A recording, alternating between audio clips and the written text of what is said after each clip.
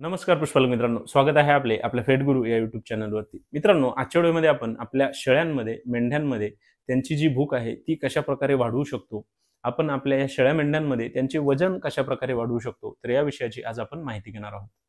तर यामध्ये मित्रांनो, प्रथमतः आपण आपल्या शेळ्या गाभण असू किंवा खाली असू, तर या सर्वांमध्ये त्यांची जे काही डिवॉर्मिंग आहे तर ते करणे हे खूप गरजेचे आहे.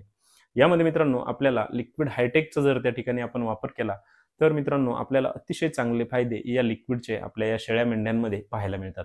मित्रांनो, या औषधाचा डोस देताना आपण 10 किलो वजनासाठी 4 मिली याप्रमाणे या औषधाचा वापर आपण आपल्या शेळ्या मेंढ्यांमध्ये करू शकतो.